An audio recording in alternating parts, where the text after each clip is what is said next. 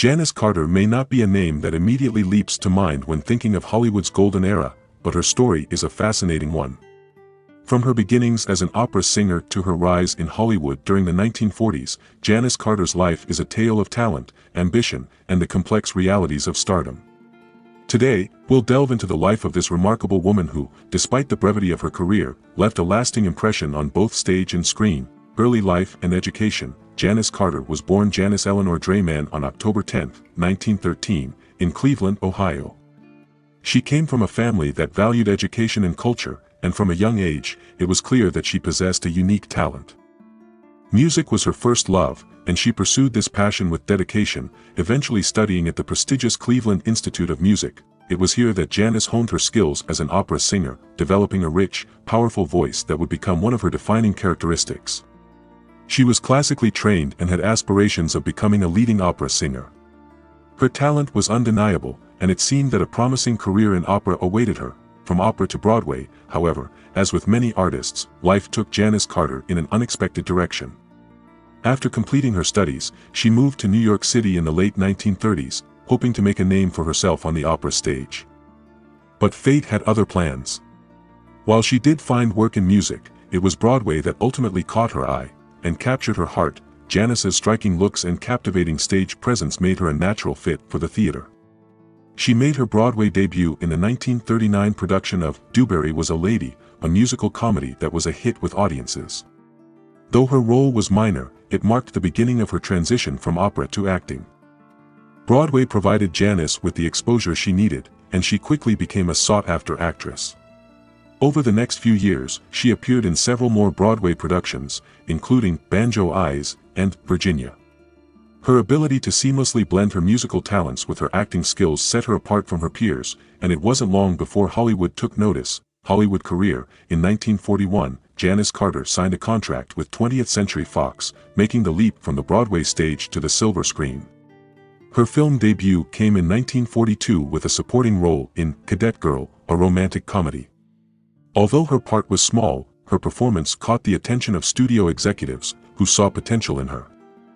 Throughout the 1940s, Janis Carter appeared in a string of films, often cast as the glamorous, sophisticated leading lady. She starred alongside some of the era's biggest stars, including Cary Grant, Randolph Scott, and Glenn Ford.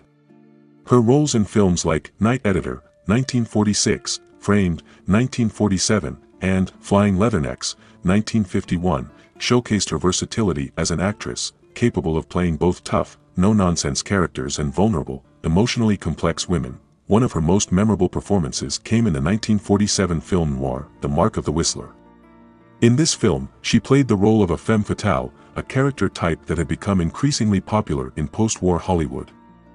Her portrayal was both chilling and captivating, proving that she could hold her own in the male-dominated genre of film noir. Despite her success on screen, Janis Carter's Hollywood career was relatively brief.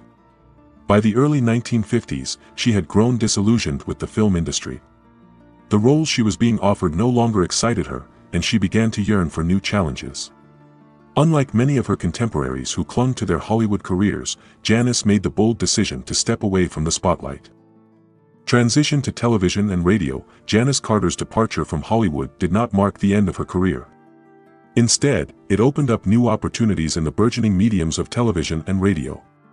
In the early 1950s, television was still in its infancy, and many film actors were hesitant to make the transition. But Janis saw it as a chance to explore new territory and reach a different audience. She quickly became a familiar face on television, appearing in popular shows like the Ford Television Theater, Lux Video Theater, and Schlitz Playhouse of Stars. Her ability to adapt to the demands of live television was a testament to her talent and professionalism. Unlike the carefully controlled environment of film, television required actors to think on their feet and deliver consistent performances under pressure, skills that Janis had honed during her time on Broadway. In addition to her television work, Janis Carter also found success in radio. She hosted her own radio show, Janis Carter Sings, which allowed her to return to her first love, millions of listeners through the airwaves, allowing her to connect with her audience in a more intimate way. This period marked a return to her roots in music, but with the added depth of her experiences as an actress, personal life and challenges. As Janis Carter's career evolved, so did her personal life. She married Dr. Julius Stolman, a New York businessman.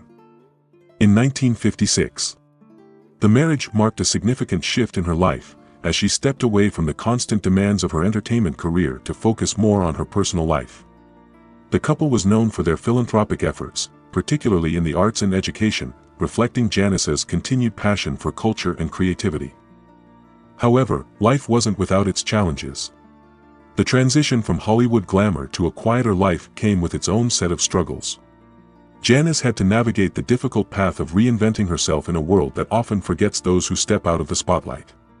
Despite these challenges, she remained resilient, using her platform and resources to make a difference in the lives of others. Later years and legacy. As the years passed, Janis Carter became less visible in the public eye, but her contributions to the entertainment industry were far from forgotten. She had built a diverse career that spanned multiple mediums: opera, Broadway, film, television, and radio, each showcasing her incredible range and talent. In her later years, Janis focused on her passions outside of acting, including her philanthropic work.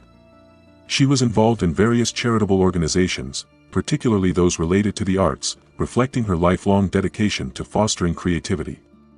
Although she had left Hollywood behind, her legacy endured, particularly in the film noir genre, where her performances continue to be celebrated by enthusiasts of classic cinema. Janis Carter passed away on July 30, 1994, at the age of 80. Her death marked the end of an era, but her life remains a testament to the power of talent, determination, and the courage to forge one's own path. Janis Carter may not be as widely remembered as some of her contemporaries, but her story is one of quiet triumph, a reminder that true success isn't always about fame, but about living a life true to oneself. Conclusion: Janis Carter's life and career were marked by a series of bold choices, from her decision to leave opera for Broadway, to her transition from Hollywood to television and radio, and finally, to her withdrawal from the public eye to pursue a more private life. Her story is a rich tapestry of talent, ambition, and resilience, woven together by a woman who refused to be confined by them. But perhaps her greatest legacy is the example she set for others, that it is possible to reinvent oneself, to pursue one's passions fearlessly, and to find fulfillment beyond the bright lights of stardom. As we reflect on the life of Janis Carter, we are reminded that every life, expectations of others, her contributions to the entertainment industry, especially her work in film noir, continue to be appreciated by fans and critics alike. But perhaps her greatest legacy is the example she set for others, that it is possible to reinvent oneself, to pursue one's passions fearlessly, and to find fulfillment beyond the bright lights of stardom. As we reflect on the life of Janis Carter, we are reminded that every life tells a story worth hearing. Hers is a story of grace, strength, and quiet determination, a story that will continue to inspire for generations to come. Please like and subscribe to support me so I have the motivation to make the next video. Thank you everyone for watching the entire video.